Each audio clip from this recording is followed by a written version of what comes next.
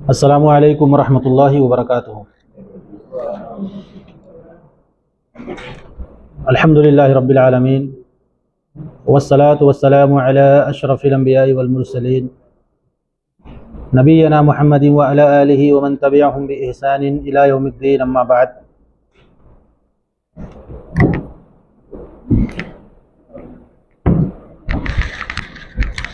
قال اللہ تبارک و تعالی فی کلامہ المجید والفرقان الحمید۔ بسم اللہ الرحمن الرحیم۔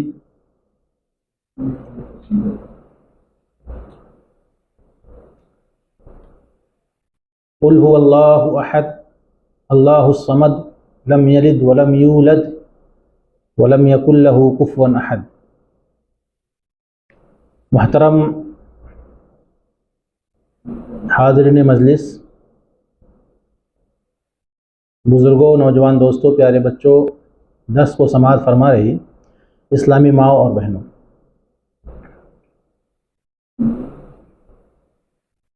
لگاتار 3 ہفتوں سے بلکہ 4 ہفتوں سے توحید اور شرک کے موضوع پر بات چل رہی ہے۔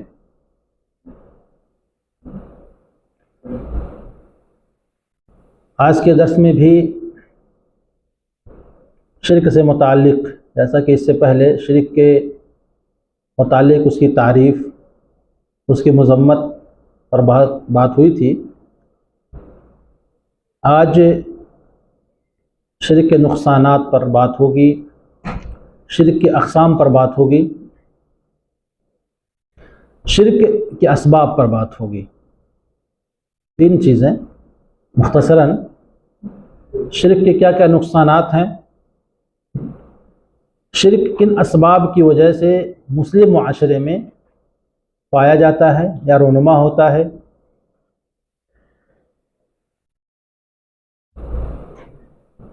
ویسے تو اسلام کے علاوہ جتنے بھی ادیان ہیں، جتنے بھی ملت اور مذاہب ہیں، وہ تمام کی تمام شرک میں ملوث ہیں۔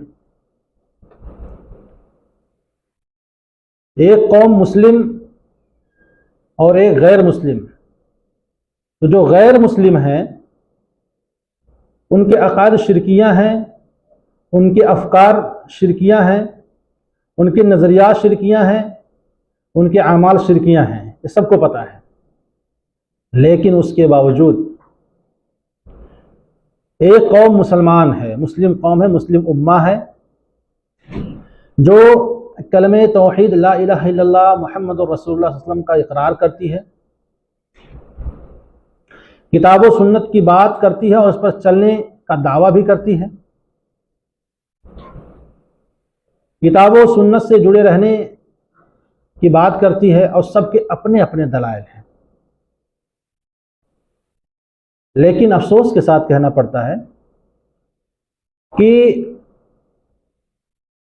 مسلم جماعتوں میں، مسلم امہ میں بہت سارے ایسے لوگ ہیں، بلکہ زیادہ تر لوگ ہیں، جو جانے انجانے میں شرکی اعمال و افعال کے مرتکب ہوتے ہیں، یا تو انہیں معلوم ہے یا انہیں معلوم نہیں ہے،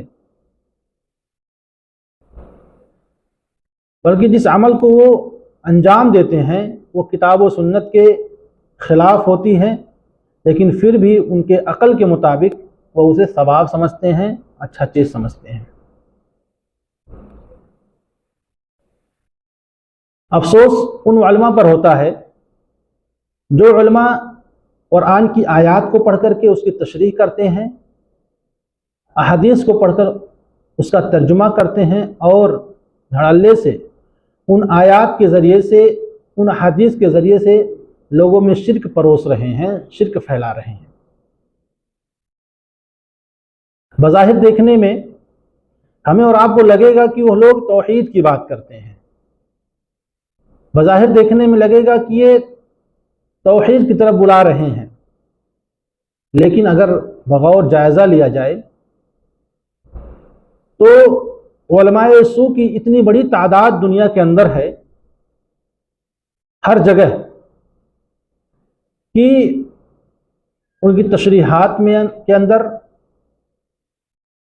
ان کی تفاسیر کے اندر آپ کو ایمان سے خالی کرنے والی باتیں ہیں، ایمان سے دور کرنے والی باتیں ہیں۔ شرک کے ذریعے سے ایک انسان کو ہم ڈرا سکتے ہیں کہ بھیا شرک کرو گے تو جہنم میں جاؤ گے، جیسا کہ میں نے پچھلے دروس میں بہت ساری آیات پڑھ کر کے اور احادیث کا حوالہ دیا ہوا تھا۔ شرک کریں گے جہنم میں جائیں گے، توحید پر قائم رہیں گے جنت کے مستحق ہوں گے۔ لیکن اگر کوئی آدمی شرک میں ملوث ہے اور مسلمان بھی ہے، میں پہلے کہہ چکا ہوں کہ غیر مسلموں کی بات جو ہے وہ تو شرک کرتے ہی ہیں، لیکن جو مسلمان ہیں اور شرک کرتے ہیں، یاد رکھیں کہ ایسے لوگوں کے دلوں سے اللہ رب العالمین کی محبت نکل جاتی ہے۔ شرک کرنے والا کبھی بھی اللہ رب العالمین سے سچی محبت کر ہی نہیں سکتا ہے۔ جو آدمی تمام اختیارات کا مالک کسی بزرگ کو تسلیم کر لے، کسی قبر والے کو تسلیم کر لے، کسی انسان کو مان لے، وہ آدمی بھلا کیسے اللہ رب العالمین سے محبت کر سکتا ہے؟ اپنے پیروں، بزرگوں، سجادہ نشینوں سے اتنی ان کی محبت ہوتی ہے کہ وہ اللہ رب العالمین کے شان میں کہی جانے والی بری باتوں کا رد نہیں کرتے ہیں۔ اگر ان کے سامنے اللہ سبحانہ و تعالیٰ کی برائی کی جا رہی ہے، اللہ تبارک و تعالیٰ کی توہین کی جا رہی ہے، شریعت اسلامیہ کا مذاق اڑایا جائے، تو وہ لوگ اتنے حرکت میں نہیں آتے یا ان کا رد نہیں کرتے جتنا ان کے سامنے کسی پیر کی برائی کرنے والے، کسی بابا کی برائی کرنے پر، کسی قبر والے کی برائی کرنے پر ان کو غصہ آتا ہے اور وہ تردید کرتے ہیں اور اس سے بحث و مباحثہ کرتے ہیں۔ کھلم کھلا اللہ رب العالمین کی آیات کا مذاق اڑایا جائے تو شرک کرنے والے کبھی بھی اللہ رب العالمین کے شان میں گستاخی کرنے والوں کو برا بھلا نہیں کہیں گے۔ اگر وہیں پر کسی بابا کی برائی کی جائے یا اس کے کرامات کا، جو کرامات جو جھوٹے ہوتے ہیں، جو جھوٹ پر مبنی ہوتی ہے کرامات، اس کا اگر انکار کیا جائے، جتنا ان کو اس بات پر غصہ آتا ہے اللہ رب العالمین کے کسی بھی آیات کا انکار کرنے والے کے اوپر اتنا غصہ نہیں ہوتے ہیں۔ اللہ سبحانہ وتعالیٰ جو کہ تمام کائنات کا خالق ہے، مالک ہے، جس نے مجھے اور آپ کو پیدا کیا اور ہم سب کو یہاں پر درس سننے اور سمجھانے اور سمجھنے کے لیے جمع کیا ہے، اس کے صفات میں، اس کی ربوبیت میں، الوہیت میں کوئی نقص نکالے، کوئی ہنسی مذاق کرے، ان مسلمانوں کا خون اتنا نہیں کھولتا ہے جب کسی پیر اور بابا کی بات کرنے والے کے اوپر ان کا خون کھولتا ہے۔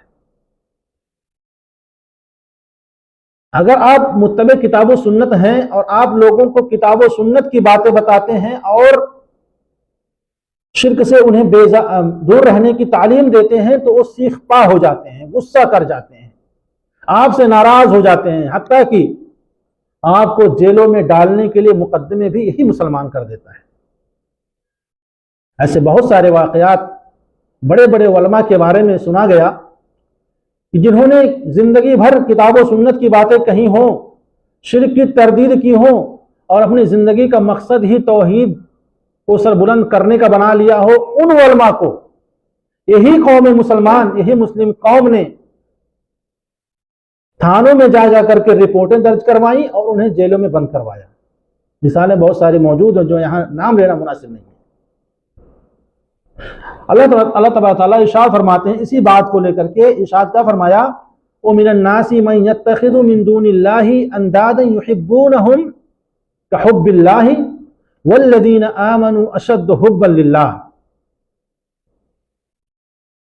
یہ جو محبت ہے اس کے بارے میں اللہ تعالیٰ فرماتے ہیں قرآن کریم کے اندر، اور بعض لوگ ایسے بھی ہیں جو دوسروں کو اللہ کا شریک بناتے ہیں، اللہ کا شریک بناتے ہیں، اور ان سے ایسی محبت رکھتے ہیں جیسی محبت اللہ سبحانہ و تعالیٰ سے ہونی چاہیے. ومن الناس من يتخذ من دون اللہ، سمجھ رہے ہیں؟ مسلمانوں کے بارے میں آیتیں ہیں. یہ مسلمان قوم جو دوسروں کو اللہ سبحانہ وتعالیٰ کا شریک بناتے ہیں، پہلے شریک بناتے ہیں، پھر ان سے ایسی محبت کرتے ہیں کہ حب اللہ، جیسی محبت اللہ سبحانہ وتعالیٰ سے کرنی چاہیے تھی. والذین آمنوا اشد حبا للہ، اور اللہ پر ایمان لانے والے، محمد صلی اللہ علیہ وسلم کو ماننے والے جو سچے مسلمان ہیں، اللہ رب العالمین سے بہت سخت محبت کرتے ہیں، بہت زیادہ محبت کرتے ہیں. اس آیت سے پتہ چلتا ہے کہ جو کوئی آدمی اللہ تبارک تعالیٰ کے ساتھ شرک کرتا ہے وہ اللہ تعالیٰ سے سچی محبت کر ہی نہیں سکتا ہے، سوائے اس مسلمان کے جو توحید والا ہو اور اللہ رب العالمین کے حقوق میں کسی کو شریک نہ ٹھہراتا ہو.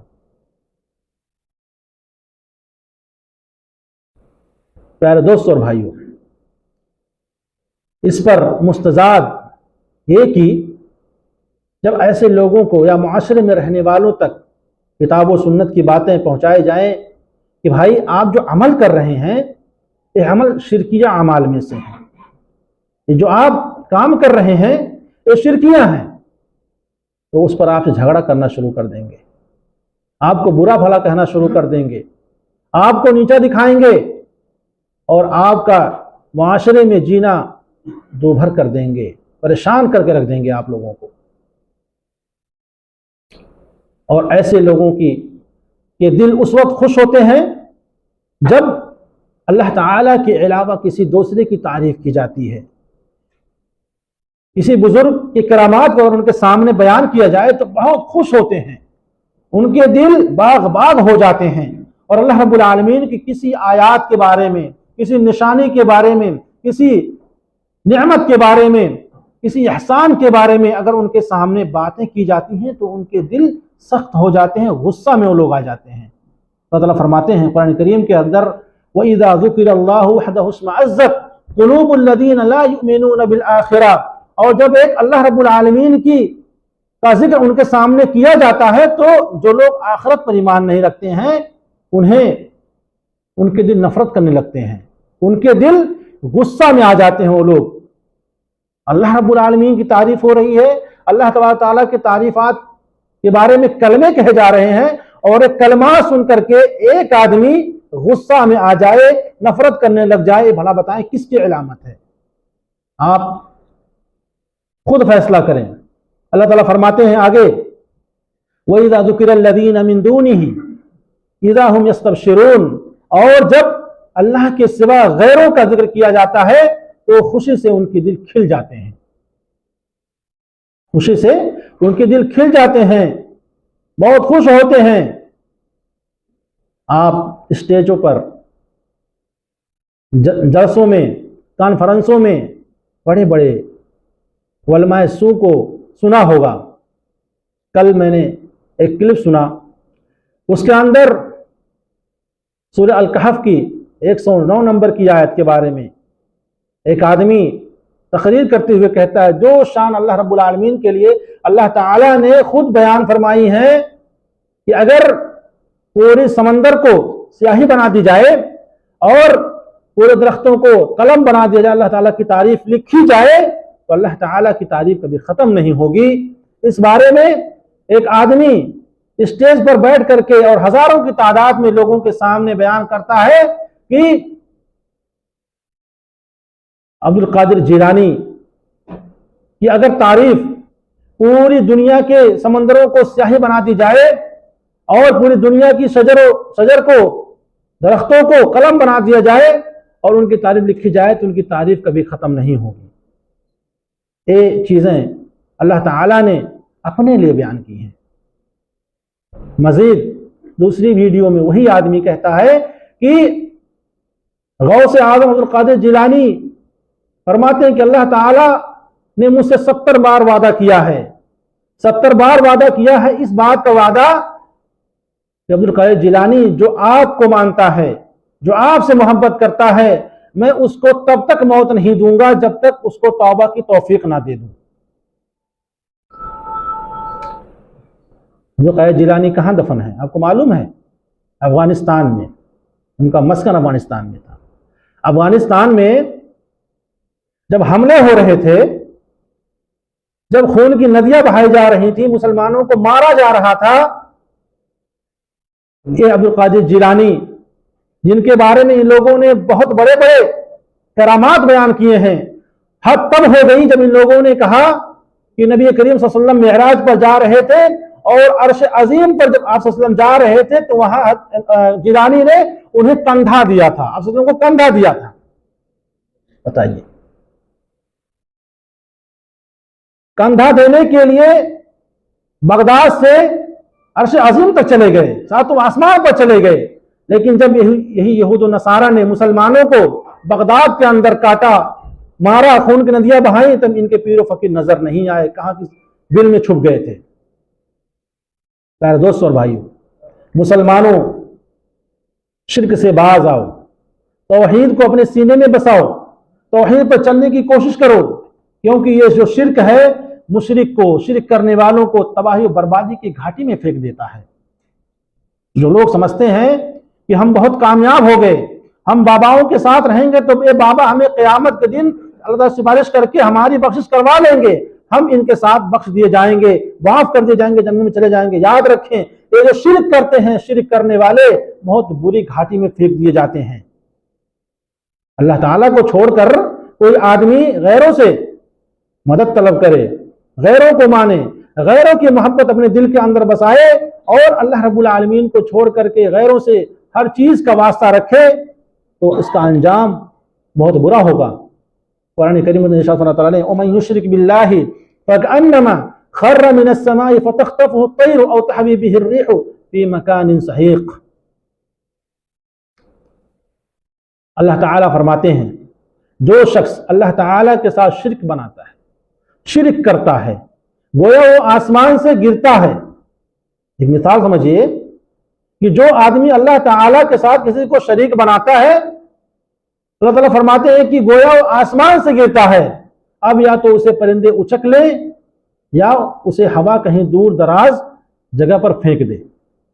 इस आयत करीमा में अल्लाह रब्बुल इज्जत ने मुशरिक की मिसाल उस शख्स से इस तरह बयान की है कि कोई आदमी शिरक कर रहा है, अब उसकी मिसाल इस तरह है जैसे कोई आदमी आसमान से फेंक दिया जाए। आसमान, हदीस के अंदर है कि जो पहला आसमान दिख रहा है हम लोगों को, ये 500 साल की मुसाफत पर है। आदमी पैदल 500 साल चलेगा तब ये पहला आसमान उसे मिलेगा। अगर मान लिया जाए कि आदमी को इस पहले आसमान से जो हमें नजर आता है, दुनियावी आसमान से नीचे फेंक दिया जाए जमीन पर, और 500 साल की मुसाफत वाली आसमान से फेंकने के बाद उस आदमी का क्या हशर होगा? या तो परिंदे उसे उचक लेंगे, उसे खा खा कर टुकड़े टुकड़े कर देंगे, उसे फाड़ डालेंगे, या फिर उस आदमी को ये हवा जो इतनी तेज और तुंद है उसे कहीं दूर दराज के जंगल में, किसी वीराने में, समंदर में फेंक देगी। और इन दोनों सूरतों में मुशरिक का बुरा हाल होगा, मुशरिक का बुरा हाल होगा। और एक बात याद रखें कि ये मुशरिक जो होते हैं नजिस होते हैं, नापाक होते हैं। अल्लाह ताला फरमाते हैं, या अय्युहल्लज़ीना आमनू इन्नमल मुशरिकूना नजसुन, ऐ ईमान वालो बेशक मुशरिक बिल्कुल ही नापाक हैं। जिन मुशरिकों को आप देखते हैं इसमें दोनों तरह के मुशरिक हैं। एक वो मुशरिक जो इस्लाम के अलावा मज़ाहिब को फॉलो करते हैं, और एक वो मुशरिक हैं जो अल्लाह रब्बुल आलमीन की तौहीद का इकरार जुबान से तो करते हैं लेकिन उसके साथ शिरक करते हैं। दोनों तरह के मुशरिक इस आयत के अंदर शामिल हैं। और उलमा कहते हैं कि ये मुशरिक بدنی جس طرح ان کا بدن دکھ رہا ہے اس طرح سے ناپاک نہیں ہے، بلکہ ان کے عقائد ناپاک ہیں، ان کے اعمال جو کرتے ہیں وہ ناپاک ہیں، ان کی سوچ ناپاک ہے۔ لیکن بعض مفسرین کہتے ہیں نہیں، مشرک ظاہری طور پر بھی ناپاک ہے، باطنی طور پر بھی ناپاک ہے۔ اس لیے کیونکہ مشرک کو کسی مسجد میں جانے کی اجازت نہیں دی گئی ہے، بلکہ فتح مکہ میں اللہ رب العالمین نے آیت نازل فرمائی کہ حجۃ الوداع کے موقع پر آیت نازل فرمائی کہ آج کے بعد اے مسلمانوں تم لوگ مشرکوں کو، کافروں کو خانہ کعبہ میں داخلہ ان کا منع کر دو کہ اس سال کے بعد نہ کوئی مشرک حج کر سکے گا اور نہ ہی کوئی آدمی ننگا طواف کر سکے گا۔ اس کے بعد سے مسلمانوں نے اعلان کر دیا، جس میں حضرت علی رضی اللہ عنہ، حضرت ابوبکر رضی اللہ عنہ، یہ لوگ اعلان کرنے میں پیش تھے کہ اس سال کے بعد کوئی مشرک نہ تو اللہ رب العالمین کے گھر کا طواف کرے، نہ خانہ کعبہ میں آئے، اور نہ ہی کوئی آدمی ننگا طواف کر سکتا ہے۔ زمانے جاہلیت میں لوگ ننگے ہی طواف کرتے تھے۔ تو مشرک بالکل ہی ناپاک ہے، بلکہ ان مشرکوں کی حالات پر ہنسی آتی ہے کہ وہ لوگ مسلمانوں کو ناپاک سمجھ رہے ہیں۔ مسلمان ایسی قوم ہے کہ جسے عبادت کرنے سے پہلے صفائی کا حکم دیا گیا ہے، عبادت بعد میں ہے، طہارت پہلے ہے۔ مسلمان ایسی قوم ہے جو اگر طہارت حاصل نہ کرے تو عبادت بھی نہیں کر سکتی ہے۔ عبادت کرنے کے لیے، کہیں کسی مسجد میں جانے کے لیے، نماز میں شامل ہونے کے لیے مسلمانوں کو پاک صاف رہنا بہت ضروری ہے، لازمہ ہے۔ اور جب آپ کسی براہمن کے یہاں، کسی ہندو کے یہاں آپ چلے جائیں، بتا دیں کہ میں مسلمان ہوں، آپ کو اپنے دروازے کے اندر نہیں آنے دے گا، وہ اپنے گھر کے باؤنڈری میں نہیں آنے دے گا، آپ کو ناپاک سمجھتا ہو۔ مسلمانوں یاد رکھو کہ اللہ تعالیٰ نے فرمایا کہ اے مومنوں، مسلمانوں سے کہا، مومنوں سے کہا کہ بے شک مشرک ہی ناپاک ہے۔ آپ غمزدہ نہ ہوں کہ آپ کو مسلمان ہونے کی وجہ سے وہ اپنے گھر کے پاس نہیں آنے دے رہا ہے، آپ کو اپنے سے قریب نہیں ہونے دے رہا ہے، بلکہ آپ اس بات پر خوش رہیں کہ اللہ تعالیٰ نے مشرکوں کو ناپاک بتایا، نہ کہ مسلمانوں کو ناپاک بتایا۔ دوسری بات ہے کہ جو لوگ اللہ تعالیٰ کے ساتھ شرک کرتے ہیں وہ اللہ تعالیٰ سے بدگمان ہو جاتے ہیں، اللہ تعالیٰ سے وہ بدگمان ہو جاتے ہیں۔ اللہ تعالیٰ کے علاوہ کسی دوسرے کو حاجت روا، مشکل کشا، بگڑی بنانے والا، اولاد دینے والا، جب وہ آدمی کسی دوسرے کو مان لیتا ہے تو گویا وہ یہ سمجھتا ہوتا ہے کہ اللہ رب العالمین ان اختیارات کا مالک نہیں ہے۔ لیکن آپ نے سنا ہوگا علماء سو، شرک کا پرچار کرنے والے علماء بڑے دھڑلے سے کہتے ہیں نہیں نہیں، ہمارا عقیدہ یہ نہیں ہے۔ بلکہ صوفیہ حضرات بھی اس بات کا اقرار کرتے ہیں کہ انسانوں میں بہت ساری ایسے انسان ہیں جو کہ مرنے کے بعد اللہ تعالیٰ انہیں دنیا میں تصرف کرنے کا اختیارات دے دیتا ہے۔ اے مسلمانوں، جب آپ اور ہم کسی کو اللہ تعالیٰ کے علاوہ دنیا میں تصرف کرنے والا مانیں گے، بگڑی بنانے والا مانیں گے، اولاد دینے والا مانیں گے، رزق دینے والا مانیں گے، مختار کل مانیں گے، تو پھر بتائیں اللہ تبارک و تعالیٰ کی کیا ضرورت ہے؟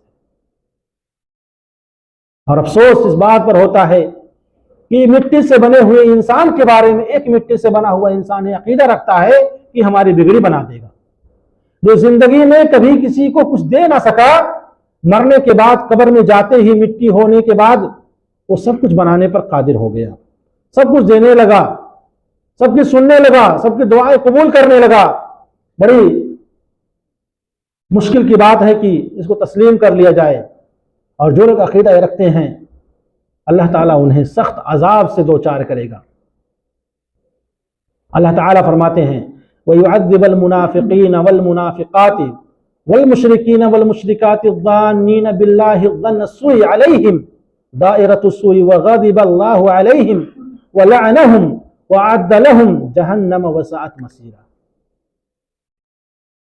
ویسے میں بارہا کہتا ہوں کہ توحید اور شرک کا موضوع بڑا سوکھا ہے، لیکن اگر بغور اس کو سنا جائے اور اس پر جو آیتیں نازل اللہ تعالیٰ نے کی ہیں یا حدیث نبویہ میں جو احادیث وارد ہوئی ہیں، اگر ان پر غور کیا جائے تو ایک مسلمان شرک سے تائب ہو جائے گا، توبہ کر لے گا۔ آئیے دیکھتے ہیں اس آیت کا ترجمہ۔ اللہ تعالیٰ فرماتے ہیں اور منافق مردوں اور منافق عورتوں اور مشرک مردوں اور مشرک عورتوں کو عذاب اللہ تعالیٰ دیں گے جو اللہ تعالیٰ کے بارے میں بدگمانیاں رکھتے ہیں، مصیبت لوٹ کر انہیں پر آنے والی ہے، اور اللہ تعالیٰ ان پر غضبناک ہو گیا ہے اور ان پر لعنت بھیج دی ہے، اور اس نے ان کے لیے جہنم تیار کر رکھی ہے جو کہ بہت ہی برا ٹھکانہ ہے۔ اس آیت میں 3 چیزیں بتائی گئی ہیں: منافق مردوں اور منافق عورتوں، مشرک مردوں اور مشرک عورتوں کے بارے میں کہ یہ لوگ اللہ تبارک و تعالیٰ سے بدگمان ہو گئے ہیں۔ اس بدگمانی کی وجہ سے اللہ تبارک و تعالیٰ ان کے اوپر مصیبت بھی لوٹائے گا، ان پر غضبناک بھی ہو گیا ہے اور ان پر لعنت بھی کرتا ہے، اور ان کے لیے جہنم تیار کر رکھا ہے۔ نبی صلی اللہ علیہ وسلم جب عمرہ کی نیت سے 14 صحابہ کو لے کر کے مدینہ سے مکہ مکرمہ آئے تو آپ صلی اللہ علیہ وسلم کو مکہ سے پہلے ہی مشرکوں نے روک دیا، ٹھیک ہے۔ جو منافق قسم کے لوگ تھے مدینہ منورہ میں رک گئے تھے، وہ آپ صلی اللہ علیہ وسلم کے ساتھ اس عمرہ میں شامل نہیں ہوئے تھے۔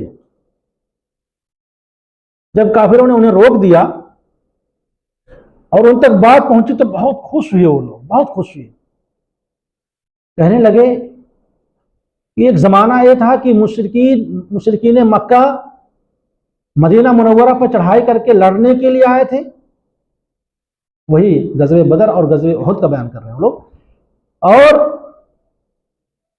کئی مسلمان اس میں مارے گئے تھے۔ اب مسلمان مدینہ سے مکہ گئے ہوئے ہیں، اب تو مشرک انہیں چھوڑیں گے نہیں، اس کا بدلہ ضرور لے لیں گے۔ وہ لوگ تالیاں بجاتے تھے، بہت خوشی میں تھے وہ لوگ۔ یہاں مکہ میں جو مشرک تھے مرد ہو یا عورتیں، وہاں منافق مرد و عورتیں جو تھے وہاں پر خوشی منا رہے تھے مدینہ میں، اور جو مشرک یہاں پر تھے مکہ میں وہ لوگ خوش ہو رہے تھے کہ وہ لوگ نہتے ہی آ رہے ہیں، عمرہ کرنے کے لیے آ رہے ہیں، اس بار تو ہم ان کو ختم ہی کر دیں گے، دبوچ لیں گے، ختم کر کے چھوڑ دیں گے۔ مکہ کے مشرک مرد اور عورت اس بات پر خوش ہو رہے تھے، مدینہ کے منافق اس بات پر خوش ہو رہے تھے، اور اسی کا تذکرہ یہاں کرتے ہیں کہ جو لوگ اللہ تعالیٰ کی ذات سے بدگمان ہو گئے ہیں کہ اللہ تعالیٰ اپنے بندوں کو ایسے ہی نہتا چھوڑ دے گا، ان کی مدد نہیں کرے گا، ہم ان منافقوں کو جو مدینہ میں ہیں اور ان مشرکوں کو جو مکہ میں ہیں ان پر لعنت کرتے ہیں، ان سے ناراضگی کا اظہار کرتے ہیں، اور ان کے لیے جہنم کی آگ تیار کر رکھی ہے۔ اور جب مکہ والوں نے مسلمانوں کو روکا تو مسلمانوں کا فائدہ ہوا، خسارہ نہیں ہوا۔ وہاں پر 4 چیزوں پر دستخط کیے گئے تھے، ایک عہد نامہ بنایا گیا کہ مسلمان اس سال عمرہ نہیں کر سکتے ہیں۔ جو مسلمان مکہ سے بھاگ کر کے مدینہ جائے گا مسلمانوں کو اسے واپس کرنا پڑے گا، لیکن اگر کوئی آدمی مدینہ سے مکہ آ جائے گا تو ہم واپس نہیں کریں گے۔ ہم لوگ 10 سال تک جھگڑ لڑائی نہیں کریں گے، جہاد نہیں کریں گے، کچھ نہیں ہوگا۔ اس طرح کے کچھ وعدے لکھ کر کے دونوں طرف سے سائن لیا گیا تھا، دستخط کرایا گیا تھا۔ مسلمانوں کا بہت فائدہ ہوا اس سے،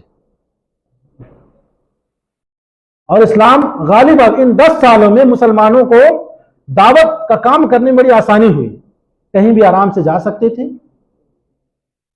سکون ان کے اوپر طاری تھی، کوئی مشرک ان کو پریشان نہیں کرتا تھا اس عہد کی وجہ سے جو دستخط ہو چکے تھے، تو مسلمانوں کا فائدہ ہوا تھا۔ اس کے دوسرے سال مسلمان دوبارہ آئے تھے عمرہ کرنے، اور عمرہ کر بھی لیے تھے۔ اس میں یہ تھا کہ آپ عمرہ کرنے آئیں گے تو مکہ کے مشرکین 3 دن تک اپنا گھر بار چھوڑ کر کے باہر نکل جائیں گے، اور اب آپ لوگ عمرہ کر لیں گے۔ مسلمان آئے تھے وہاں سے اور عمرہ بھی کیا، اور عہد و پیمان کے مطابق مشرکین نے مکہ کو چھوڑ بھی دیا 3 دن کے لیے، لیکن ان کو ڈر تھا کہ کہیں ہم جب مکہ چھوڑ رہے ہیں تو مسلمان اس پہ قابض نہ ہو جائیں، اپنا نہ لیں مکہ کو، لیکن نہیں، مسلمان بد عہدی نہیں کرتا ہے، یاد رکھیں، مسلمان جتنا وعدہ کرتا ہے اس کو کر کے دکھاتا ہے۔ مسلمان بھائیوں، شرک کے معاشرے میں پنپنے کے کچھ اسباب ہیں۔ شرک کیوں ہوتا ہے؟ خاص کر کے مسلم معاشرے میں یہ جو شرک ہے کیسے پنپتا ہے، اس کے 3-4 وجوہات ہیں جو میں آپ لوگوں کے سامنے بیان کرنا چاہتا ہوں۔ سب سے پہلے اور بیان کرنے کے بعد یہ ہونا چاہیے کہ اس کا سدباب ہمیں کرنا ہے، ہمیں کیسے اس سے نکلنا ہے۔ تو اس میں سب سے پہلی بات یہ ہے کہ نبی صلی اللہ علیہ وسلم کی تعریف میں مسلمان بہت زیادہ مبالغہ کرتے ہیں، بہت زیادہ مبالغہ کرتے ہیں، اور آپ صلی اللہ علیہ وسلم کو ان اختیارات کا مالک سمجھتے ہیں جو اللہ رب العالمین کی صفات ہیں۔ آپ صلی اللہ علیہ وسلم نے اسی لیے یہ فرمایا تھا، لا تطرونی کما اطرت النصارى ابن مریم وانما انا عبد فقولوا عبد اللہ ورسولہ۔ اور ہم لوگ بھی جب کلمہ پڑھتے ہیں تو اشہد ان لا الہ الا اللہ واشہد ان محمدا عبدہ ورسولہ کہتے ہیں۔ عبد اور رسول کا لفظ ہر مسلمان کو کہنا ہی ہے، ماننا ہے، اس پر ایمان رکھنا ہے۔ آپ صلی اللہ علیہ وسلم فرماتے ہیں کہ میری تعریف میں حد سے تجاوز نہ کرنا، حد سے تجاوز نہ کرنا، آگے نہ بڑھ جانا، جس طرح عیسیٰ بن مریم کی تعریف میں نصارہ نے تجاوز کیا تھا، مبالغہ آرائی کی تھی، بلکہ میں اللہ تعالیٰ کا بندہ ہوں، لہٰذا تم مجھے اس کا بندہ اور رسول کہو۔ اس چیز کی مسلمان کو تعلیم دی گئی ہے۔ ذرا سوچئے کہ جب نبی صلی اللہ علیہ وسلم اور وہ نبی جو تمام نبیوں کا سردار، امام الانبیاء، تمام نبیوں کے سلسلے کو ختم کرنے والا خاتم النبی، تمام لوگوں پر رحم کرنے والا اور رحمت للعالمین، اپنی زبان مبارک سے یہ کہہ دیں کہ لوگوں میں اللہ تعالیٰ کا بندہ ہوں، اس کا رسول ہوں، لہٰذا تم مجھے اس کا بندہ اور رسول ہی کہو، اس سے زیادہ میری تعریف نہ کرو، یا جو میری تعریف کرنے کے لائق ہے اس سے کم نہ کرو۔ تو بھلا آپ بتائیں کہ آپ صلی اللہ علیہ وسلم کی امت میں ایک امتی کو اس چیز کا اختیارات دے دیا جائے کہ وہ اللہ تبارک و تعالیٰ کے صفات میں شریک ہو سکتا ہے، یا اس کی تعریف اس طرح سے کی جائے کہ وہ نبی کریم صلی اللہ علیہ وسلم سے بڑھ کر ہے، کسی ولی کو، کسی پیر کو، کسی دستگیر کو یہ کہہ دیا جائے کہ یہ پوری لوگوں کے جو پورے سنسار میں لوگ بستے ہیں ان کی حاجت روائی کرتا ہے۔ بیان کرنے والا کہتا ہے کہ عبد القادر جیلانی عبادت میں مصروف تھے، ایک عورت اپنے مرے ہوئے بچے کو لے کر کے آتی ہے، اس کا بچہ مر چکا ہوتا ہے، وہ لے کر کے حاضر ہوتی ہے خدمت میں، تو آپ سے اس سے پوچھا جاتا ہے کہ تم یہاں کیوں آئی ہو؟ تو عورت کہتی ہے روتے ہوئے کہ امام صاحب میرا ہی بچہ تھا اور یہ مر گیا ہے، لہذا میں آپ کے بارے میں بات سن کر کے آئی ہوں کہ آپ مردہ کو زندہ کر دیتے ہیں، مردہ کو زندہ کر دیتے ہیں۔ عبد القادر جیلانی کے بارے میں کہتا ہے وہ خطیب کہ اتنا سننا تھا کہ عبد القادر جیلانی نے اپنی نظریں آسمان کی طرف اٹھائیں، اور جو فرشتہ بچے کی روح کو لے کر کے جا رہا تھا اس کو اشارہ کیا، اور وہ فرشتہ اس بچے کی روح کو لا کر کے اس بچے کے جسم میں ڈال دیتا ہے، لہذا بچہ زندہ ہو جاتا ہے۔ جتنی کرامات، اس پر لوگوں کی واہ واہی شروع ہو جاتی ہے، جو سامنے بیٹھے ہوئے لوگ ہوتے ہیں تعریفوں کی پل باندھنا شروع کرتے ہیں، اور جو مولانا صاحب بیٹھ کے تقریر کرتے ہیں ذرا دیکھیں ان کے جلسوں میں کیا ہوتا ہے، اتنی تعریف، اتنے پیسوں کی بارش۔ مسلمانوں عقل سے کام لو، یہ شرک ہے، شرک اللہ رب العالمین کی ذات میں شرک ہے، اس کی صفات میں شرک ہے۔ زندہ کرنا اللہ تبارک و تعالیٰ کا کام ہے، مردہ کرنا اللہ تبارک و تعالیٰ کا کام ہے، کسی انسان کے بس کی بات نہیں ہے۔ عبد القادر جیلانی کے پاس کوئی اولاد نہیں تھی، خود کے لیے تو اولاد نہیں پیدا کر سکے، تو بھلا اللہ رب العالمین کے اختیارات میں کیسے شامل ہو سکتے ہیں؟ لوگوں کو زندہ کرنا، لوگوں کو مردہ کرنا، لوگوں کو اولاد دینا، لوگوں کو باز کرنا، یہ تو اللہ رب العالمین کی صفات ہیں، اور لوگوں نے یہ تمام صفات کسی ایک شخص کے لیے خاص کر دی ہیں۔ میرے پیارے دوستوں اور بھائیوں، ایسا کبھی نہیں ہونا چاہیے، بلکہ اللہ رب العالمین کے جو حقوق ہیں اس کو ادا کرنا چاہیے، کسی کی اندھی تقلید نہیں کرنی چاہیے۔ تو آپ صلی اللہ علیہ وسلم کے بارے میں حد سے مبالغہ کرنا اور آپ صلی اللہ علیہ وسلم کی قبر مبارک پہ جا کر کے آپ سے کچھ حاجت روائی کرنا، مانگنا، اسے چومنا، بوسہ دینا سراسر حرام ہے۔ حضرت عمر رضی اللہ عنہ نے خانہ کعبہ میں نصب حضرت اسود کو، آپ طواف کرتے حضرت عمر، طواف کرنے کے دوران حضرت عمر نے کہا اے حجر اسود، اے نہ سمجھنا کہ ہم تیری عبادت کرتے ہیں، ہم تمہیں اس لیے چومتے ہیں کیونکہ تم کو چومتے ہوئے نبی صلی اللہ علیہ وسلم کو دیکھا تھا، اور ہم نبی صلی اللہ علیہ وسلم کو جب دیکھ لیا ہم نے کہ تم کو چوم رہے ہیں تو ہم اس سنت کو ادا کر رہے ہیں، اس لیے ہم تمہیں چوم رہے ہیں۔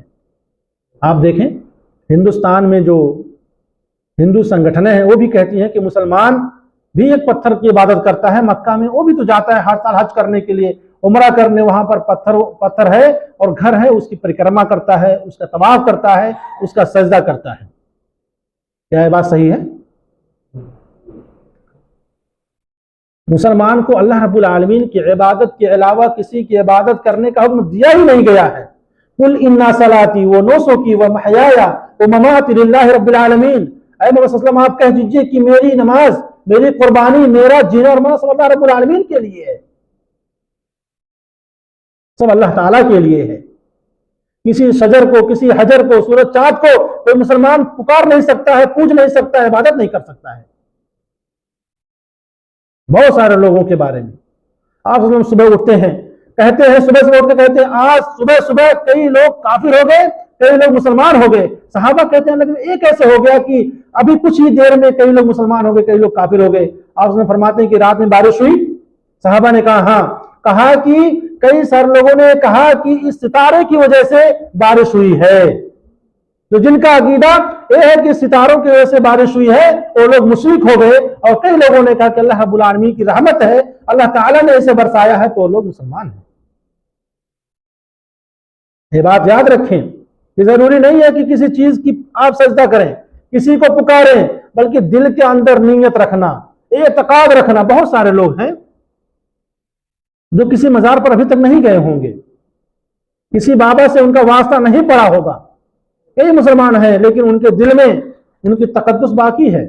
وہ سوچتے ہوں گے کہ نہیں، گرچہ میں وہاں نہیں پہنچ سکا ہوں لیکن ان کے اختیارات میں سب کچھ چیزیں ہیں، وہ کر سکتے ہیں، جو چاہے وہ کر سکتے ہیں۔ اس بات کا عقیدہ رکھنا بھی شرک ہے، اور وہ آدمی مشرک ہے، اس کے لیے جہنم ہے۔ عقیدہ رکھنا بھی، کیونکہ عقیدہ ہی تو مین چیز ہے، تقوی یہ مین چیز ہے، اہم چیز ہے یہ چیز۔ میرے دوستوں اور بھائیوں، اس بات کا عقیدہ آپ نہ رکھیں اور نہ ہی ایسی حرکات کریں جس سے اللہ رب العالمین ناراض ہوں اور آپ کے لیے جہنم کی وحی سنائی جائے۔ میرے دوستو، دوسری چیز ہے مسلمانوں کے اندر کہ لوگ قبروں کو پکا یعنی پختہ بناتے ہیں اور پھر وہاں سجدہ گاہ بنا لیتے ہیں۔ یہ بات ہمیشہ میں کہہ رہا ہوں اس لیے کہ ہمارے معاشرے میں پائی جا رہی ہے۔ دعویٰ کرتے ہیں کہ ہم قبروں کا سجدہ نہیں کرتے، اچھی بات نہیں کرتے۔ آپ قبر بنائے ہی کیوں اس طرح سے ہے؟ مزار اس طرح ڈیزائن ہی کیوں کیا ہے جہاں مردوں عورتوں کا اختلاط ہو؟ کیا مردوں عورتوں کی آنے کی وجہ سے وہاں برائیاں نہیں ہو رہی ہیں؟ کیا نوجوان لڑکے اور لڑکیوں کی آنے کی وجہ سے وہاں پر برائیاں نہیں ہو رہی ہیں؟ ہو رہی ہیں۔ کسی بھی جگہ آپ سجدہ ایسے کیسے کر سکتے ہیں؟ بلکہ آپ کو سجدہ کرنا ہے تو خالص دل کے ساتھ اپنی نیت کو درست کر کے اللہ رب العالمین کے لیے کرنی ہے۔ آپ صلی اللہ علیہ وسلم نے قبروں کو پکی بنانے سے منع کیا ہوا ہے، اس پر بیٹھنے سے منع کیا ہوا، اس پر بیٹھنے سے مراد وہاں مزار بنانے سے، وہاں گنبد نصب کرنے سے منع کیا ہوا ہے، وہاں بیٹھ کر کے تسبیحات گننے سے منع کیا ہوا ہے، عبادت کرنے سے منع کیا ہوا ہے۔ لوگ 1000 دانے کی تسبیح لے کر گنتے ہیں اور اپنے بزرگوں کو یاد کرتے ہیں۔ میرے دوستوں اور بھائیوں، یہ سراسر حرام ہے۔ آپ صلی اللہ علیہ وسلم فرماتے ہیں، بلکہ حضرت جابر رضی اللہ عنہ فرماتے ہیں کہ ہمیں نبی صلی اللہ علیہ وسلم نے حکم دیا، نہا رسول اللہ صلی اللہ علیہ وسلم अन युजस्ससल क़ब्र, कि रसूलुल्लाह सल्लल्लाहु अलैहि वसल्लम ने हमें पुख्ता कब्र बनाने से मना किया, पुख्ता कब्र बनाने से मना किया। वो अन युक़द अलैहि, और उस पर बैठने से हमें मना किया। वो अन युबना अलैहि, और उस पर घर बनाने, मस्जिद बनाने और तामीर करने से मना किया। ये हदीस सही हदीस है कि किसी भी मज़ार पर मस्जिद बनाना, घर बनाना और उस पर मज़ावर बन के बैठ जाना, ये शिर्क के असबाब में से बहुत बड़ा शिर्क है। और मुसलमान एक कौम है ऐसी जो बहुत सारे मुसलमानों में तकरीबन 80% लोग मज़ार को मानते ही हैं, मज़ार पे जाते ही हैं। गरचे हमारे कुछ भाई भी हों इस तरह से, मेरे दोस्त और भाइयों, अल्लाह के नबी सल्लल्लाहु अलैहि वसल्लम की हदीस है यहाँ पर कि नहा रसूलुल्लाह सल्लल्लाहु अलैहि वसल्लम, जाबिर कहते हैं कि आप सल्लल्लाहु अलैहि वसल्लम ने हमें मना फरमाया किसी कब्र को पुख्ता बनाने से, और आपने मना फरमाया कि हम उस पर बैठें या उस पर कोई इमारत तामीर करें। बल्कि हज़रत आयशा रज़ियल्लाहु अन्हा, हज़रत अब्दुल्लाह बिन अब्बास रज़ियल्लाहु अन्हु रिवायत करते हैं कि नबी सल्लल्लाहु अलैहि वसल्लम अपने आखिरी अय्याम में, आप सल्लल्लाहु अलैहि वसल्लम अपने वफात से करीब हैं और आप फरमा रहे हैं लानतुल्लाहि अलल यहूदी वन नसारा इत्तखदू कुबूर अंबियाइहिम मसाजिदा, कि अल्लाह तबारक व तआला यहूद और नसारा पर लानत भेजे जिन्होंने अपने अंबिया की कब्रों को मस्जिदें बना दी। यहूद और नसारा पर लानत क्यों हो रही है? लानत बरसाने के असबाब में सबसे पहला सबब, सबसे बड़ा सबब यह है कि उन लोगों ने अपनी अंबिया की कब्रों को सजदागाह बना लिया। और सजदागाह बनाया कैसे? पहले वहां पर मस्जिद तामीर की, लोगों का आवागमन शुरू हुआ, लोग आते रहे जाते रहे, और उसके बाद उनसे वाबस्ता होने के बाद मन्नतें मांगते रहे, धागे बांधते रहे और अपनी आरज़ुएं तमन्नाएं उनसे कहते रहे। और ये बाबा, ये पेट के भिखारी पुजारी जो वहां पर बैठे हुए हैं, उनसे पैसा ले लेकर वहां पीछे अमीर हो रहे हैं, बड़े बड़े घर बना रहे हैं और खूब मौज मस्ती कर रहे हैं और आवाम को शिर्क के गड्ढे में ढकेल रहे हैं। ये आवाम, उनके दिल में एक चीज बैठा दी गई है कि बगैर इस कब्र वाले के आपका भला हो ही नहीं सकता है। ये जो नुक्ता उन्होंने अपने दिल के अंदर, मुसलमानों के अंदर बैठा दिया है, ये सबसे बड़ी वजह है, उसको निकालने की जरूरत है। और हमें कब्र बनाने से, कब्र को पुख्ता बनाने से और उस पर बैठने से हमें मना किया गया है, लिहाजा हम उससे बाज रहें। प्यारे दोस्तों भाइयों, अली रज़ियल्लाहु अन्हु कहते हैं कि आप अल्लाह के नबी सल्लल्लाहु अलैहि वसल्लम ने मुझे हुक्म दिया कि मैं ऐसी कब्रों को जो कब्रें ऊंची हैं, मैं उन्हें तोड़ दूं, उन्हें तोड़ करके जमीन के बराबर कर दूं। ये कौन कह रहे हैं? अली रज़ियल्लाहु अन्हु कह रहे हैं, आप सल्लल्लाहु अलैहि वसल्लम के दामाद कह रहे हैं, आप सल्लल्लाहु अलैहि वसल्लम के चचाजाद भाई कह रहे हैं और चौथे नंबर के खलीफतुल मुस्लिमीन कह रहे हैं। तो एक सहाबी जिनकी इतनी पुख्ता रिवायात और इस हदीस का सिलसिला भी सही है, और ऐसी बातें सुन करके लोग बाज ना आए तो उनके सोचने पर अफसोस होता है कि उनके दिमाग में क्या चीज चल रही है, अल्लाह ही माफ करे उन्हें। मोहतरम दोस्तों और भाइयों, कब्रों की तरफ लोग मुंह करके नमाज पढ़ते हैं, कब्रों की तरफ मुंह करके नमाज पढ़ते हैं, जबकि ये दुरुस्त नहीं है, हराम है। अगर ऐसी बात ना होती और उम्मत में बुराई ना पाई जाती तो आप सल्लल्लाहु अलैहि वसल्लम इसके बारे में बहुत पहले मना ना करते। आप सल्लल्लाहु अलैहि वसल्लम को अंदेशा हो गया था कि मेरी उम्मत में शिर्क फैलेगा, लोग मुसलमान बनने से पहले काफिर थे, बहुत सारे मुसलमान हुए, लेकिन ये बीमारी आहिस्ता आहिस्ता कई मुसलमानों में लग जाएगी, वो शिर्क करेंगे। और आप सल्लल्लाहु अलैहि वसल्लम ने ये चीज भापते हुए हुक्म दिया था, ला तुसल्लू इलल कुबूरी वला तजलिसू अलैहा, लोगों कब्रों की तरफ रुक करके नमाज ना पढ़ो और ना ही उन पर बैठो, यानी मजावर बनने से मना किया गया है, कब्रों की तरफ रुक करके नमाज पढ़ने से मना किया गया है। रसूलुल्लाह सल्लल्लाहु अलैहि वसल्लम ने इस हदीस में शिर्क का एक और रास्ता बंद कर दिया है, और वह है कब्रों की तरफ रुक करके नमाज पढ़ना या उन पर बैठना। जैसा कि आजकल के लोग पीरों और बुजुर्गों के दरबारों पर जाते हैं, उन पर चादरें चढ़ाते हैं, नजरें मानते हैं और बहुत दूर दराज से हो जाते हैं। मेरे बड़े भाई के ससुराल में भी कुछ लोग इस तरह के हैं। वाकया सुना रहे थे कि मैं जब गया ससुराल एक बार, तो एक औरत कुछ सामान सफर लेकर के घर से निकली, तो कहते हैं कि मैंने पूछा कि चाची आप कहाँ जा रही हैं? اتنا سامان لے کر کے، جیسے لگتا ہے کہیں آپ سفر پہ جا رہی ہیں۔ تو کہتی ہیں کہ بابو میں کچھوسا شریف جا رہی ہوں، کوئی کچھوسا شریف ہے جہاں مزار ہے، میں وہاں جا رہی ہوں۔ پوچھا گیا، کہتے ہیں کہ میں نے پوچھا آپ وہاں کیوں جا رہے ہیں، کس سبب سے جا رہی ہیں؟ کہتی ہیں کہ اگر میں وہاں 7 بار چلی جاؤں گی، 7 مرتبہ چلی جاؤں گی تو مجھے حج کا ثواب ملے گا، یہ میرا چوتھا سفر ہے۔ لوگوں کا عقیدہ دیکھیے۔ اور بہت سارے مزار پر لبیک اللہم لبیک لبیک لا شریک لک لبیک لکھا ہوا ہے، اور لوگ مسلمان اس کی طواف کر رہے ہیں، وہاں پر گھوم رہے ہیں، چکر لگا رہے ہیں۔ کہتے ہیں یہ غریب مسلمان جو ہیں وہاں جو مکہ نہیں جا سکتے ہیں، ان کا طواف ان کا حج ہی ہو جائے گا۔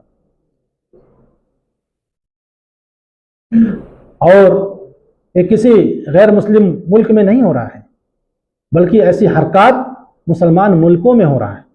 لوگ ایسی حرکتیں مسلم ملکوں میں انجام دے رہے ہیں، اور مسلم حکومتیں اس پر پابندی نہیں لگاتی ہیں۔ کیوں؟ اس لیے مزار سے جو فنڈ آ رہا ہے، جو پیسے آ رہے ہیں، اس سے حکومت کو بھی فنڈ جا رہا ہے، اس لیے شرک سے حکومت انہیں منع نہیں کر رہی ہے،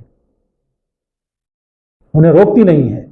دوستوں اور بھائیوں، اس لیے نہ قبر کو پختہ بنائیں، نہ قبر پر مزار بنائیں، نہ مزاور بنے، نہ وہاں پر جائیں، نہ دور دراز اس کا سفر کریں، بلکہ دنیا کے اندر صرف 3 مسجدوں کی طرف آپ ثواب کے نیت سے سفر کر سکتے ہیں۔ اس بارے میں آپ کو بارہا بتایا گیا ہے، بلکہ یہ حدیث صحیح ہے۔ آپ سے فرماتے ہیں لا تشد الرحال الا الى 3 مساجد، کہ کوئی آدمی کسی جگہ کا ثواب کے نیت سفر نہ کرے سوائے 3 مسجدوں کے۔ 3 مسجدوں کے، وہ کون سی ہیں؟ فرمایا المسجد الحرام، مسجد حرام جو خانہ کعبہ جو مکہ مکرمہ میں ہے، اس طرف آدمی ثواب کے لیے سفر کر سکتا ہے۔ اور ہم لوگ یہاں آتے بھی یہاں جمرہ کرنے کے لیے، اس کا طواف کرنے کے لیے، تو یہاں آنا باعث ثواب ہے۔ آپ فرماتے ہیں والمسجد الاقصی، اور مسجد اقصی کا سفر اگر کوئی مسلمان ثواب کی نیت سے کرتا ہے تو درست ہے۔ وہ مسجدی ہذا، یعنی مدینہ منورہ مسجد نبی کی طرف کوئی آدمی سفر کرتا ہے ثواب کی نیت سے تو اسے ثواب ملے گا۔ ان 3 مسجدوں کے علاوہ خانہ کعبہ بیت اللہ یعنی مکہ مکرمہ، مدینہ منورہ مسجد نبوی، اور تیسرا بیت المقدس یعنی مسجد اقصی، یہ 3 مسجدوں کے علاوہ اگر کوئی مسلمان کسی طرف یا کسی جگہ پر ثواب کی نیت سے کسی مزار کی طرف، کسی پیر فقیر کے گھر کا اگر وہ قصد کرتا ہے، ارادہ کرتا ہے، تو وہ بہت بڑا شرک کرتا ہے۔ دوستوں اور بھائیوں، اور ایسا معاملہ معاشرے میں ہو رہا ہے، تو یہ ان چیزوں سے ہمیں بچنا چاہیے۔ نبی صلی اللہ علیہ وسلم کی تعلیم میں مبالغہ نہ کریں، کسی قبر کو پختہ نہ بنائیں، مزار نہ بنائیں، اس کا سجدہ نہ کریں۔ اور ایک آخری چیز کہ لوگ یہ سمجھتے ہیں کہ اللہ تبارک و تعالیٰ نے بہت سارے صلحاء اور نیک لوگوں میں جب وہ انتقال کر جاتے ہیں تو انہیں کچھ اختیارات دے دیتا ہے، لہذا ہمیں ان سے مانگنا چاہیے۔ نہیں، ایسا نہیں ہے، یہ حرام ہے۔ میں نے پہلے بتایا یہ سب اللہ رب العالمین کے اختیارات ہیں۔ اللہ تعالیٰ کسی کو ایسے اختیارات نہیں دیتا ہے جو اس کے شایان شان ہوں۔ یہ کچھ اسباب تھے جس سے ہمیں رکنا چاہیے۔ ایک آخری بات یہ ہے کہ شرک کی 2 قسمیں ہیں، آپ یاد رکھیں۔ شرک کی 2 قسمیں ہیں، شرک اکبر اور شرک اصغر۔ ایک بڑا شرک ہوتا ہے، ایک چھوٹا شرک ہوتا ہے۔ یہ چھوٹے چھوٹے جو شرک ہوتے ہیں یہ انسان کو بڑے شرک کی طرف لے جاتے ہیں۔ تو جو کوئی آدمی کہتا ہے کہ ہم چھوٹے چھوٹے شرک کر رہے ہیں، علماء بتاتے ہیں کہ یہ چھوٹا شرک ہے، بھائیو اسے رکنا چاہیے۔ دامن میں اگر ایک دھبا لگ جائے اور آپ اس کو سوچنے کی نہیں، اس کو چھڑانے کی ضرورت نہیں ہے، اس کو خرچنے کی ضرورت نہیں ہے، اس کو صاف نہیں کرنے کی، چل جائے گا، پھر دوسرا دھبا لگے گا، پھر آپ سستی کے اور کاہلی میں ملوث ہوں گے اور کہیں گے نہیں اس کو بھی ضروری نہیں ہے، تو آہستہ آہستہ آپ کا پورا دامن گندا ہو جائے گا، کالا ہو جائے گا۔ اس لیے شرک اصغر سے بچنا بہت ضروری ہے۔ لیکن سب سے پہلے ہم یہاں بتائیں گے آپ کو کہ شرک اکبر کے بارے میں کہ اس کی 3 قسمیں، جس طرح سے توحید کی 3 قسمیں تھیں، توحید ربوبیت، توحید الوہیت اور توحید اسماء و صفات، اسی طرح سے اس توحید شرک کے اندر بھی اس کی 3 قسمیں ہیں۔ توحید فی الربوبیہ، توحید فی الالوہیہ، اور شرک فی الربوبیہ، شرک فی الالوہیہ اور شرک فی الاسماء و صفات، یہ 3 چیزیں ہیں۔ شرک فی الربوبیہ وہی چیز ہے کہ کسی دوسرے آدمی کو، کسی انسان کو، کسی شجر و حجر کو، سورج چاند کو، ستاروں کو اللہ رب العالمین کے برابر تصور کرنا، اللہ رب العالمین کے ساتھ شریک کرنا، اور اللہ رب العالمین خالق ہے تو دوسروں کو خالق ماننا، اللہ تعالیٰ مالک ہے تو دوسروں کو مالک ماننا، اللہ تعالیٰ رازق ہے تو دوسروں کو رازق ماننا، یعنی ربوبیت کی جتنے بھی چیزیں ہیں ان تمام چیزوں میں دوسروں کو شریک کر دینا ایک شرک فی الربوبیہ ہے، اللہ تعالیٰ کے رب ہونے میں کسی کو شریک کر دینا ہے۔ تو اس سے ہمیں بچنا چاہیے۔ اور یہود و نصارہ نے، بلکہ نصارہ نے اس میں شرک کیا، ربوبیت میں شرک کیا تھا۔ نصارہ کا دعویٰ یہ تھا کہ اللہ تعالیٰ تین کا تیسرا ہے، تین کا تیسرا ہے، حضرت عیسیٰ، حضرت مریم اور اللہ تعالیٰ، اس دنیا کو چلانے والے تین لوگ ہیں۔ نصارہ نے یہ شرک کیا سب سے پہلے کہ ان لوگوں نے اللہ تعالیٰ کو تین کا تیسرا سمجھا، یعنی تین لوگ مل کر کے، ان کے نزدیک تین الہ ہیں اور یہی لوگ مل کر کے پوری دنیا چلا رہے ہیں۔ مجوسی لوگوں کا کیا عقیدہ ہے؟ ان کے یہاں دو خدا پائے جاتے ہیں، ایک تمام اچھے اعمال کا خدا، ایک سزا دینے والا خدا۔ اچھی اچھی چیزیں ایک خدا کرتا ہے اور بری بری چیزیں دوسرا خدا کرتا ہے، جس کو اہرمن اور یزدہ کہا جاتا ہے۔ یہ ان کا عقیدہ ہے۔ تیسرے صوفیہ، جن کا عقیدہ ہے کہ وہی عقیدہ کہ کوئی اچھا آدمی انتقال کر جائے تو اللہ تبارک و تعالیٰ اس کو کچھ اختیارات دے دیتا ہے کہ لو، آپ کے اختیار میں نے یہ دے دیا ہے، آپ کو میں نے فلاں چیز دے دی ہے، آپ کے اختیارات میں یہ چیزیں لوگ آپ سے مانگیں گے تو آپ لوگوں کو دیں گے۔ اللہ تعالیٰ اس سے بری ہو جاتے ہیں۔ تو اس سے ہمیں بچنا چاہیے۔ یہ عقیدہ ہلاکت و بربادی والا عقیدہ ہے، اور دنیا میں جتنے بھی واقعات ہو رہے ہیں، مسلمان جتنی چیزوں سے پریشان ہے، اسے پریشان کیا جا رہا ہے، چاہے وہ بہت سارے علاقوں میں چاہے مسلمانوں کو ظلم کیا جا رہا ہے، انہیں بھوکا مارا جا رہا ہے، ظلم و ستم کیا جا رہا ہے، جتنے بھی ظلم مسلمانوں پر ہو رہے ہیں نا، اللہ تبارک و تعالیٰ کے ساتھ شرک کرنے کی وجہ سے ہو رہے ہیں۔ مسلمان شرک نہ کرے تو امن و امان میں رہے گا۔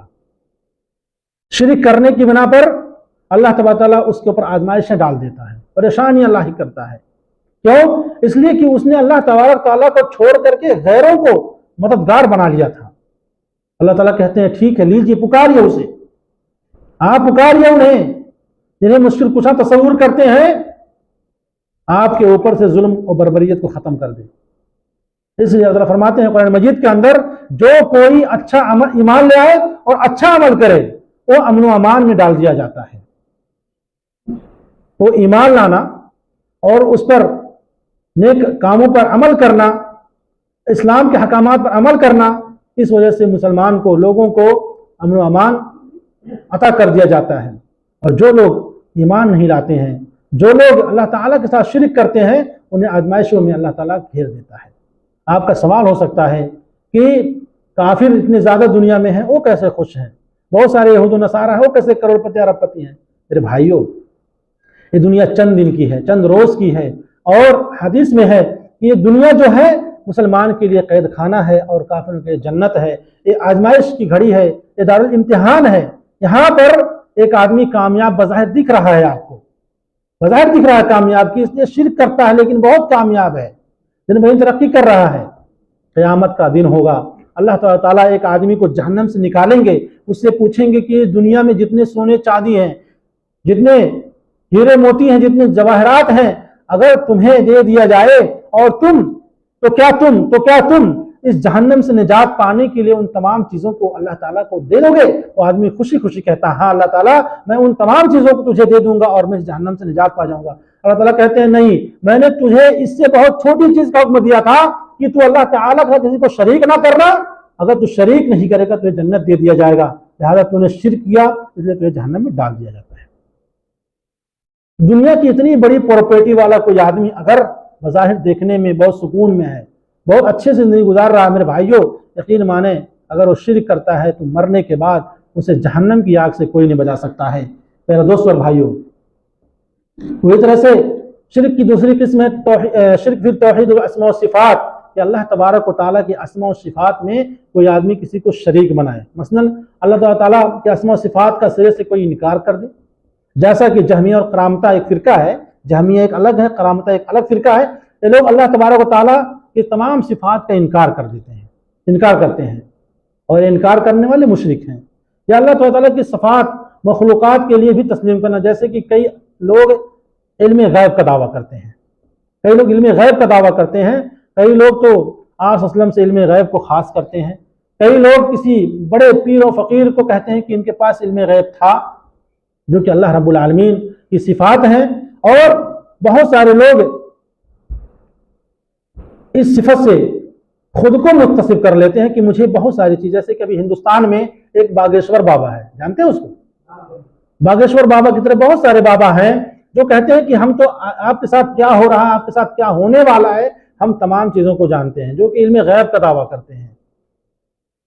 میرے بھائی، کوئی مسلمان اس چیز کا عقیدہ رکھے کہ انسانوں میں سے، مخلوقات میں سے کوئی آدمی کوئی علم غیب کا مالک ہے، تو اللہ رب العالمین کی اسماء و صفات میں شرک کا مرتکب ہوگا۔ میرے پیارے دوستوں اور بھائیو، شرک فی الالوہیہ، یہ اللہ تبارک تعالیٰ کی عبادت میں شرک کرنا۔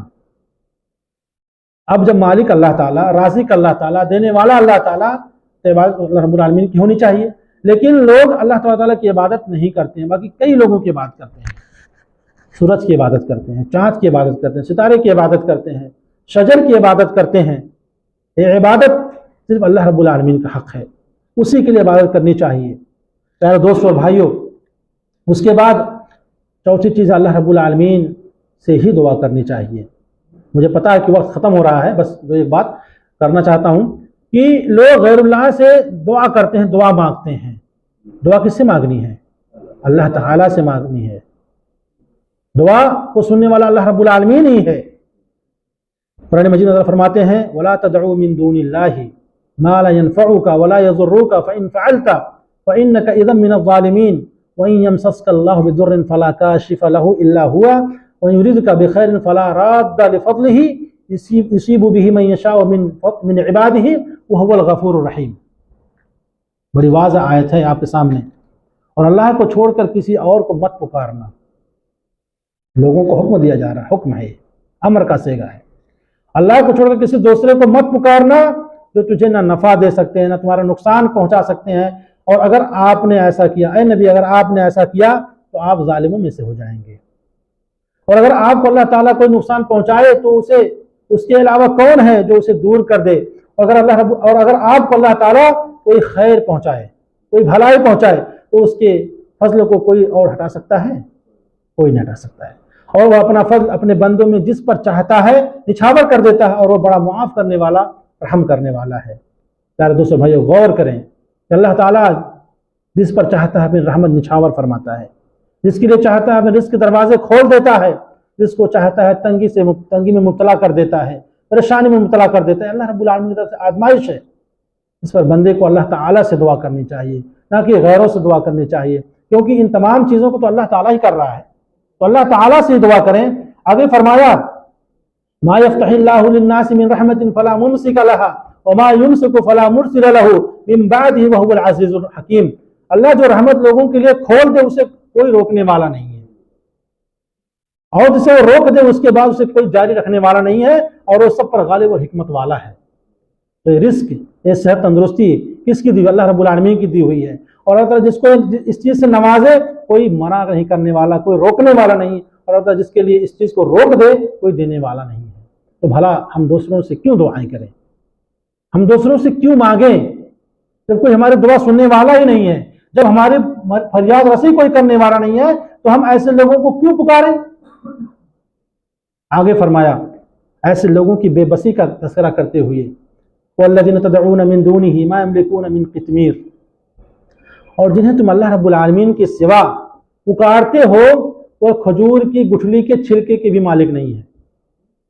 کھجور کے اندر گٹھلی ہے، گٹھلی کے اوپر ایک پتلا چھلکا ہوتا ہے، جھلی ہوتی ہے، دیکھے ہوں گے آپ لوگ کھجور کھاتے دیکھتے ہوں، تو وہ جھلی، وہ چھلکے کے بھی مالک نہیں ہے۔ اتنی چھوٹی سی چیز ہے اللہ تعالیٰ کی بنائی ہوئی، اور اگر تم نے انہیں پکارا یا تم پکارو انہیں تو تمہاری پکار کو نہیں سنتے ہیں۔ تمہاری پکار کو نہیں سنتے ہیں، اور اگر بالفرض محال وہ سن بھی لیں چلو ٹھیک ہے، آپ نے پکارا، حالانکہ وہ نہیں سن سکتے ہیں، لیکن آپ سوچتے ہیں کہ نہیں ہماری پکار کو یہ قبر والے، یہ جو بنے ہوئے مورتی ہیں، پتھروں کی مورتیاں، یہ سب سن رہی ہیں، اگر بالفرض محال سن بھی لیں تو تمہاری فریاد رسی نہیں، یعنی کہ تمہارا جواب بھی نہیں دے سکتے کہ ٹھیک ہے ہم آپ کی دعا سنتے ہیں اور ہم آپ کی فریاد رسی کرتے ہوئے آپ کی جو مرادیں ہیں اسے پوری کریں گے، بلکہ قیامت کے روز تمہارے اس شرک کا صاف انکار کر دیں گے۔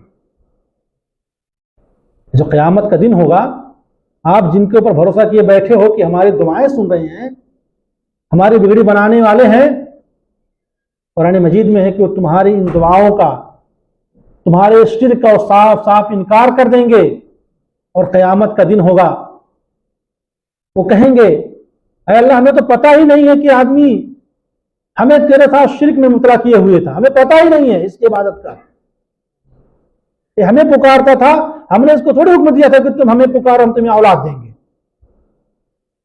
تو دنیا میں اتنے مسلمانوں کو جو علماء سو بہکا رہے ہیں، جو پھسلا رہے ہیں، جو لوگوں کو شرک کی راہ پر لگا چکے ہیں یا لگا رہے ہیں، ان سے میں کہنا چاہتا ہوں خاص کر کے کہ وہ لوگ ان آیتوں کو اپنے سامنے رکھ کر کے پڑھیں، ترجمہ کریں، تفسیر پڑھیں اس کی کہ اس کا معنی کیا ہوتا ہے۔ اپنی تفسیر اپنی منمانی نہیں چلے گی، اس آیت کا ترجمہ اپنی منمانی سے نہیں چلے گا، بلکہ جو صحابہ نے ترجمے کیے ہیں، جو تفاسیر صحابہ نے بیان کیے ہیں، وہ ہم آپ کے سامنے ہمیں بیان کرنا چاہیے۔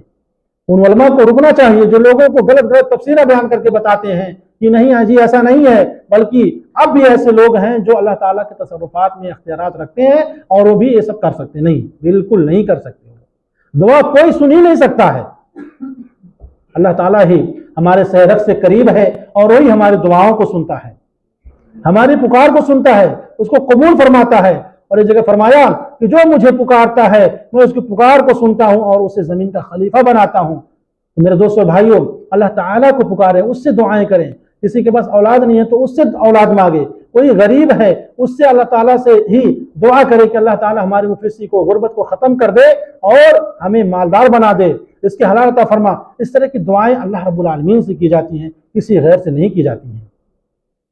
تو میرے دوست اور بھائیوں، اللہ تعالیٰ سے دعا ہے کہ اللہ تبارک تعالیٰ ہم تمام لوگوں کو شرک سے دور رکھے اور توحید پر قائم رکھے، ہمارا خاتمہ ہو تو توحید پر ہو، اور اللہ رب العالمین کی صفات میں ہمیں توفیق دے کہ ہم کسی کو شریک نہ کریں۔ آمین۔ السلام علیکم ورحمۃ اللہ وبرکاتہ۔